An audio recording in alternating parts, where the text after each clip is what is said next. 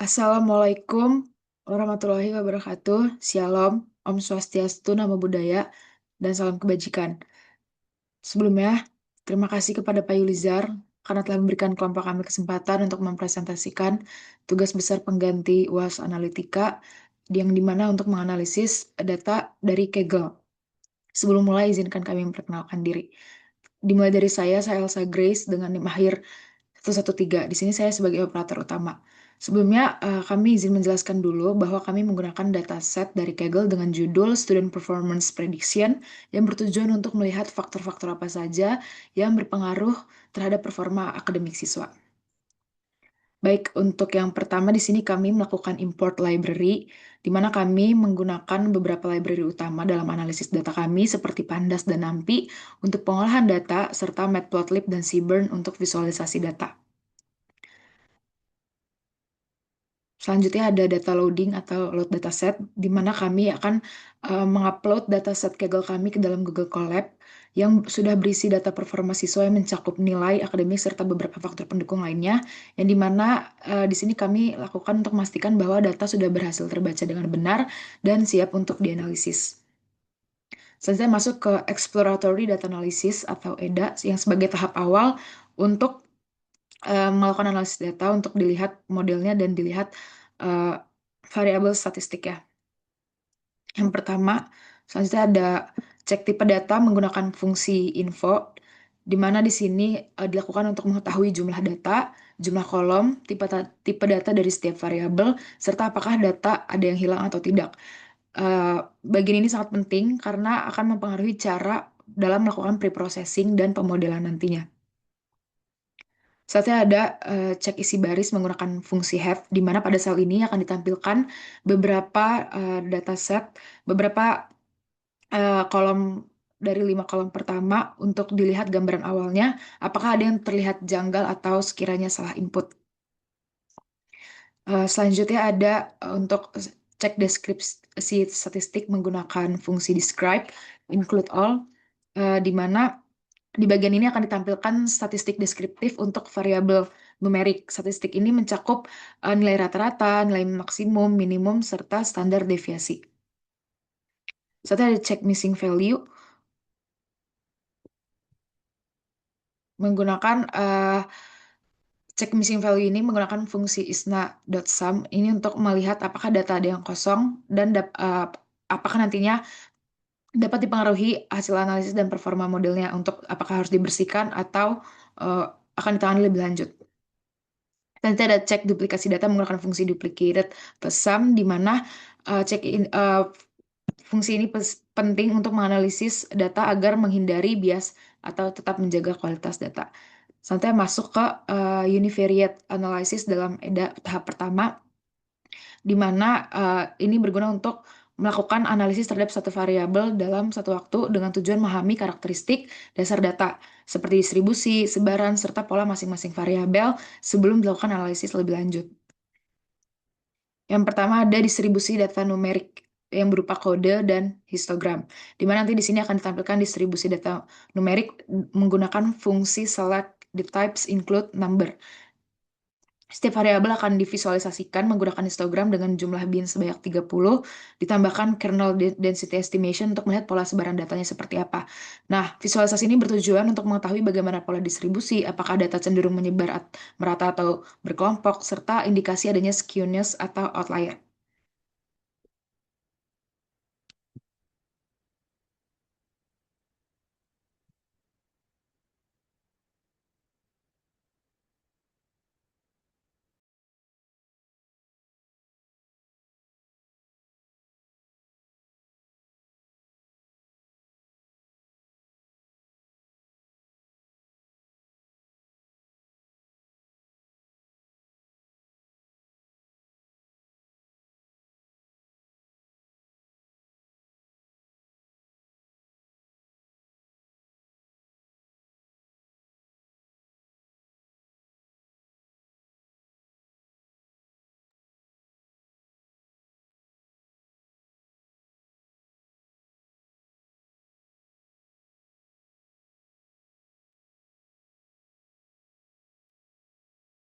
Baik, selanjutnya saya Dea Mitri dengan NIM akhir 114 ingin melanjutkan mengenai EDA analisis univariate.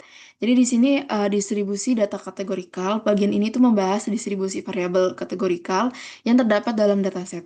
Tujuan dari analisis ini adalah untuk melihat komposisi data pada setiap kategori, apakah data ini tersebar merata atau terdapat kategori yang mendominasi.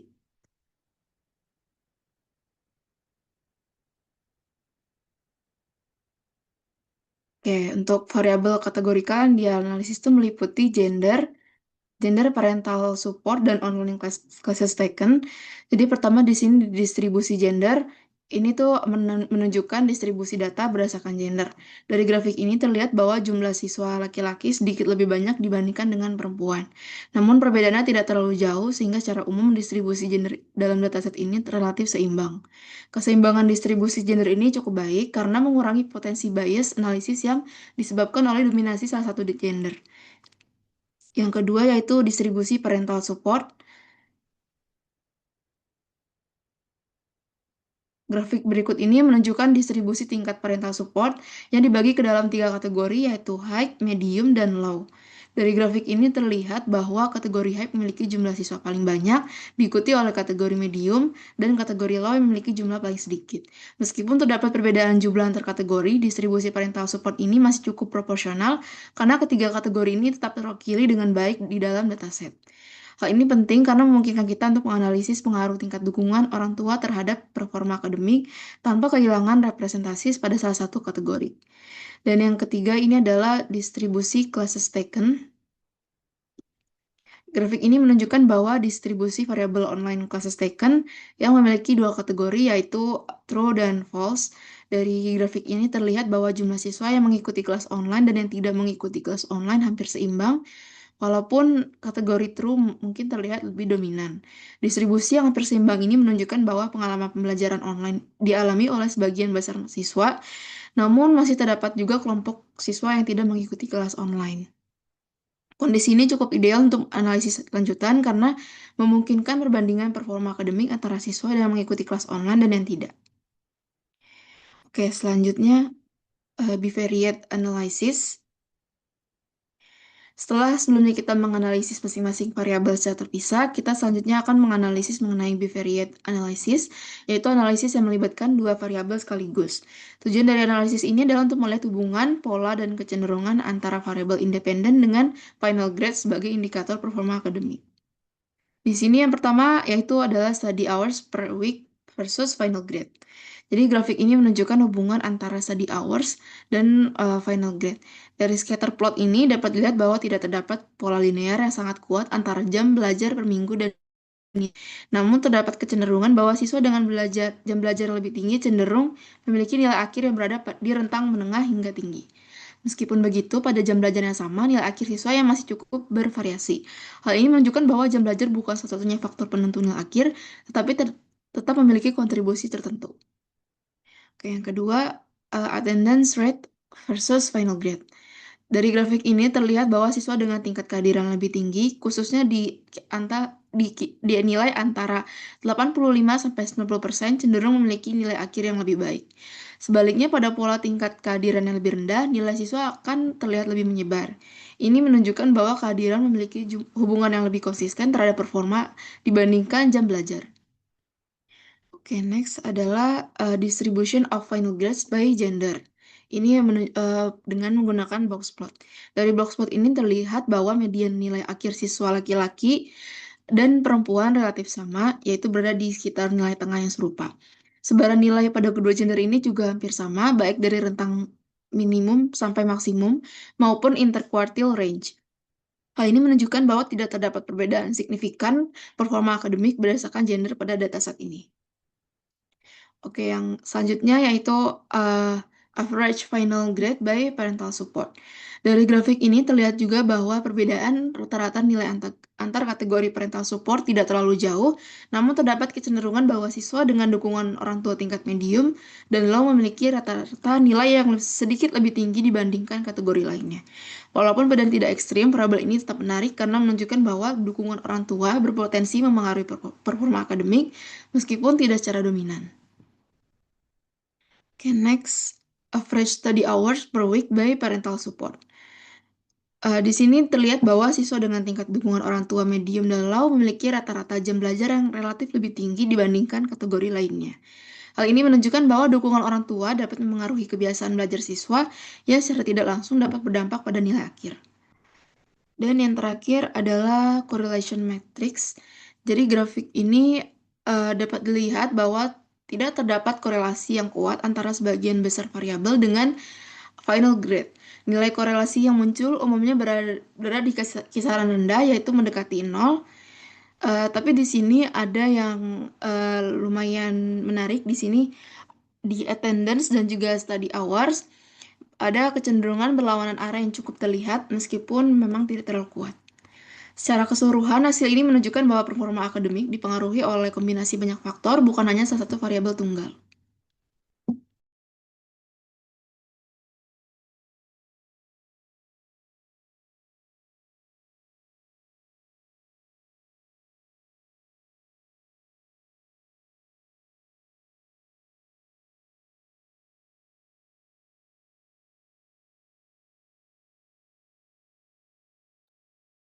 Baik, selanjutnya sebelumnya perkenalkan nama saya Ardina Putri Wijaya dengan NIM 24103121125. Di sini saya izin untuk melanjutkan dari pre-processing data, di mana pre-processing data ini adalah tahap awal untuk membersihkan dan menyiapkan data agar siap digunakan dalam menganalisis dan pemodelan. Di mana pada tahap ini itu dilakukan penghapusan kolom yang tidak relevan, penyeragaman nama kolom, penanganan missing value, encoding data kategorik, serta menstandardisasikan fitur numeriknya.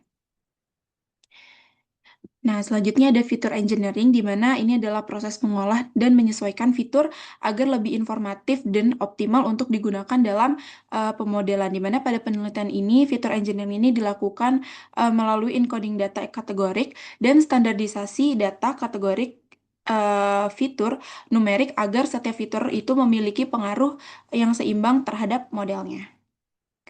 Nah, di sini ada mendrop kolom yang tidak relevan, di mana student ID dan name-nya ini akan dihapus karena hanya berfungsi sebagai identitas dan juga tidak relevan untuk dianalisis maupun pemodelan.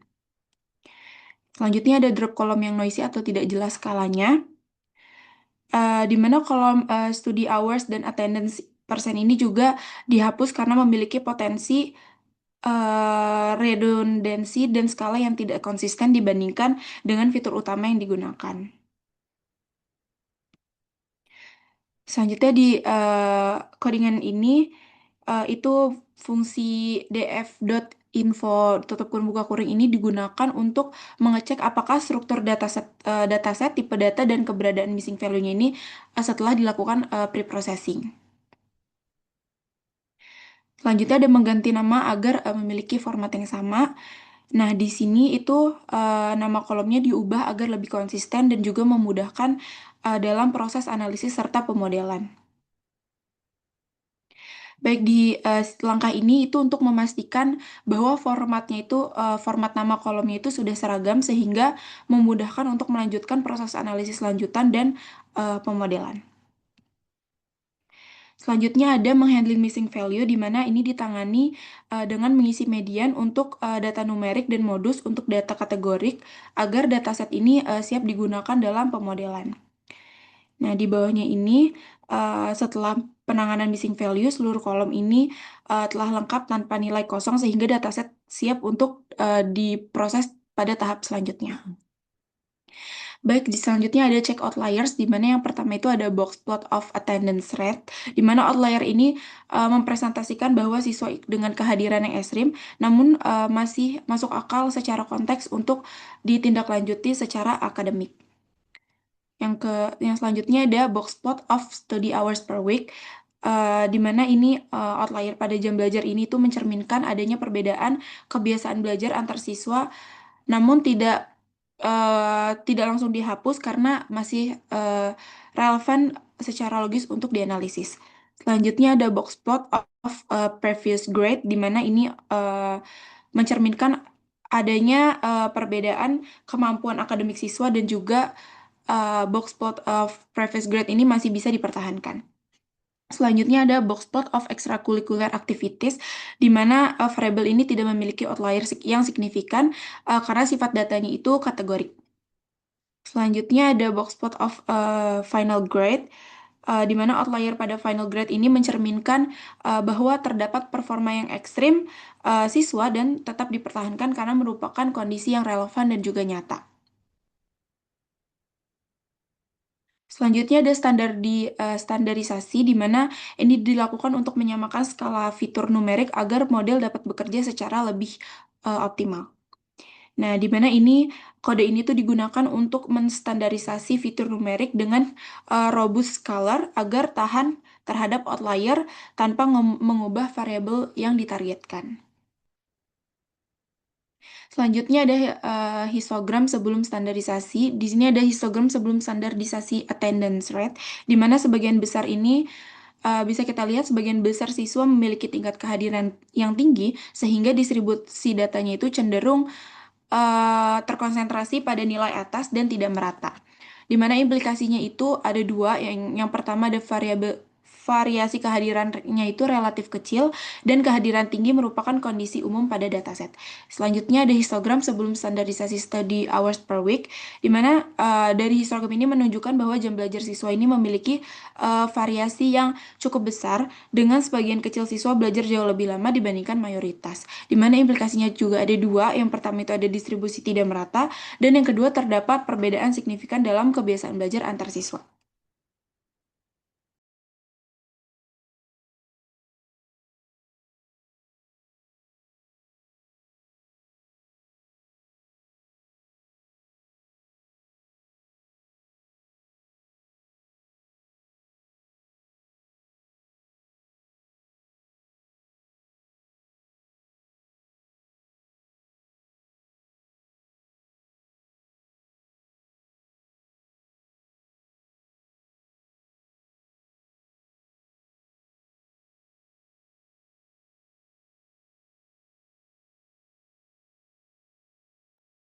Izin melanjutkan, di sini sebelumnya perkenalkan, nama saya Ratna Putriandari dengan NIM 24103121006.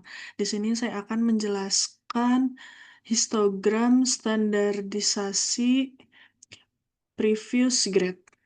Nah, pada histogram ini tuh terlihat bahwa lonceng sempurna yang artinya normal distribution atau Gaussian distribution. Nah, karakteristiknya itu puncak berada di sekitar X sama dengan 75 sampai 80 yang merupakan center dari distribusi. Lalu garis kurva biru yang halus menunjukkan kernel density estimation sangat smooth dan simetris. Lalu range nilai berkisar dari 60 sampai 95. Lalu penyebaran data seimbang ke kiri dan ke kanan. Nah, kesimpulan dari histogram ini, nilai sebelumnya dari siswa terdistribusi normal seperti pola alami dari nilai akademik. Nah, selanjutnya, histogram sebelum standarisasi extracurricular activities.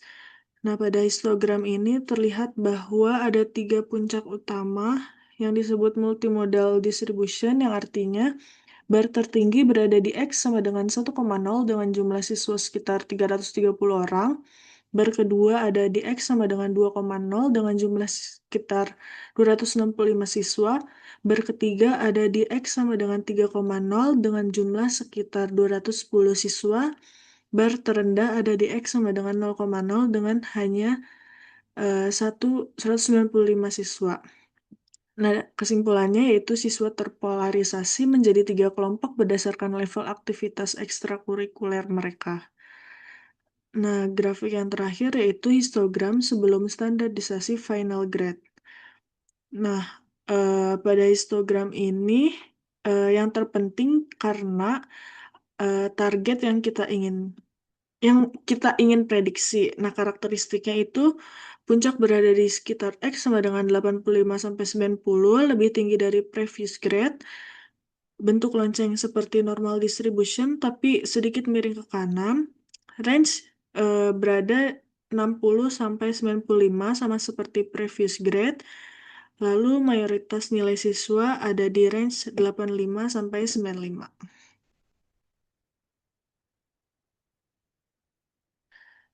Selanjutnya yaitu histogram sesudah standarisasi.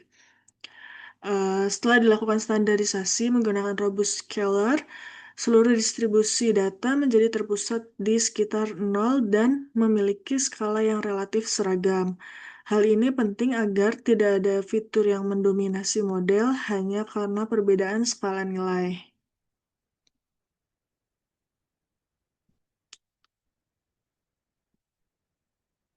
Selanjutnya yaitu label encoding.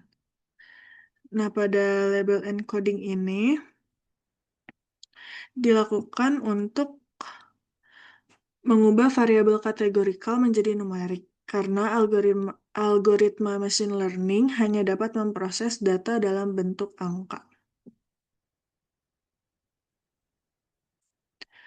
Nah, pada label encoding ini kita terdapat 3 kategori, yaitu gender, terbagi menjadi 2, yaitu male atau female, parental support itu high, medium, atau low, online class taken itu true or false. Jadi, pada proses label encoding ini, untuk gender kita konversikan male itu sama dengan 0, female sama dengan 1, dan untuk parental support kita konversikan low sama dengan 0, medium sama dengan 1, high sama dengan 2. Lalu untuk online class taken itu kita konversikan false sama dengan 0, true sama dengan 1. Nah, kesimpulannya dari tabel ini terlihat bahwa row pertama yaitu gender sama dengan 0, male, lalu parental support sama dengan 1 yang artinya medium, online class taken sama dengan 0, false, lalu row kedua itu gender sama dengan 1, female, parental support sama dengan 0 atau low, online class taken sama dengan 1 atau true, dan seterusnya untuk 1000 baris siswa. Kenapa penting? Karena yang pertama itu machine learning model hanya bisa proses angka. Algoritma matematika di dalam model tidak bisa mengerti male atau female secara langsung. Yang kedua, untuk label encoding mempertahankan makna asli dari kategori. Ketika nanti model melihat nilai 0 untuk gender, dia tahu itu female dan 1 untuk female. Jadi, label encoding ini adalah fundamental step dalam pre-processing data untuk machine learning. Tanpa ini, kita tidak bisa train model sama sekali. Selanjutnya yaitu data bersih. Pada slide ini menunjukkan kondisi data setelah seluruh proses pembersihan dan transformasi dilakukan. Pada tahap ini, data sudah bersih, tidak dapat missing value, seluruh variabel sudah dalam format numerik, dan berada pada skala yang seragam. Dengan kondisi tersebut, dataset siap digunakan untuk proses permodelan machine learning. Nah, tabel yang ditampilkan ini menunjukkan bahwa seluruh fitur sudah siap digunakan tanpa perlu pre-processing tambahan. Selanjutnya yaitu STA. Pada split data ini merupakan langkah yang sangat fundamental. Setelah data kita siap di standarisasi dan di encode, kita perlu membagi data menjadi 2 bagian. Yang pertama, training set yang terdiri dari 70% data. Yang kedua, testing set yang terdiri dari 30% data. Nah, tujuannya untuk melatih model dengan 70% data, lalu yang kedua, tes model dengan 30% data yang belum pernah dilihat oleh model. Nah, pembagian datanya yaitu total data yang kita punya ada 1000 data point. Yang pertama, training. Training dengan jumlah data 700 data atau 70% untuk melatih model. Yang kedua, testing 300 data atau 30% untuk tes akurasi model. Data yang kita split, yaitu X adalah fitur atau features terdiri dari 10 kolom. 5 kolom numerik yang sudah distandarisasi, yaitu yang attendance rate, study hours per week, previous grade, ekstrakurikuler, dan lainnya. Yang kedua yaitu kolom kategorikal yang sudah di-encode dari gender, parental support, dan online class taken. Nah, Y-nya adalah target variabel terdiri dari satu kolom, yaitu final grade yang ingin kita prediksi dan sudah distandarisasi. Nah, terlihat bahwa hasil splitnya yaitu X-train sama dengan 700 baris dikali 10 kolom untuk fitur untuk training, lalu X-test 300 baris dikali 10 kolom, fitur untuk testing, Y-train 700 nilai, target untuk training, Y-test 300 nilai, target untuk testing. Nah, kesimpulannya yaitu data sudah siap untuk training model machine learning dengan rasio 70-30 adalah best practice yang sudah terbukti di industri machine learning. Dengan split ini, kita akan train 3 model berbeda dan nanti akan dibandingkan akurasi di test set untuk menentukan model mana yang terbaik. Selanjutnya yaitu modeling. Pada proses ini merupakan core dari machine learning. Kita akan train 3 jenis model machine learning yang berbeda-beda. Lalu, untuk model pertama yaitu linear regression. Linear regression sendiri merupakan model yang paling sederhana dalam supervised learning untuk regression test, seperti prediksi nilai. Nah, karakteristiknya itu model paling sederhana dan mudah dimengerti, cocok untuk data dengan relasi linear antar fitur dan target, cepat dalam training dan prediction, mudah diinterpretasi, kita bisa lihat koefisien setiap fitur. Nah, yang kedua yaitu random forest. Random forest sendiri merupakan model yang lebih advance, berbentuk ensemble yang artinya kombinasi dari banyak decision trees. Nah, cara kerjanya yaitu random forest membuat 100 decision trees atau lebih secara random, dan setiap tree memberikan prediksi, lalu di average untuk hasil final. Nah, untuk model ketiga yaitu decision tree. Decision tree ini merupakan model yang berbentuk pohon dengan rules atau decisions. Nah, cara kerjanya yaitu decision tree membuat splits data berdasarkan fitur dan setiap path di tree mempresentasikan sebuah decision rule. Nah, untuk proses trainingnya itu setiap model langkah-langkahnya sama, yaitu yang pertama untuk inisialisasi model dengan hyperparametric, yang kedua fit atau train model dengan X-train dan Y-train selama beberapa iterasi, yang ketiga predict pada X-test untuk mendapatkan prediction, lalu yang terakhir hitung metrik untuk evaluate performa. Nah, selanjutnya ini merupakan fitur importance. Terlihat pada gambar bahwa ranking pertama itu study hours per week dengan skor 0,23 atau 23%. Ranking kedua previous grade dengan skor 0,22 atau 22%. Ranking ketiga attendance rate dengan skor 0,20 atau 20%. Ranking keempat ekstrakurikuler dengan skor 0,15 atau 15%. Ranking kelima dan seterusnya itu gender, parental support, online class taken dengan kurang dari 10%.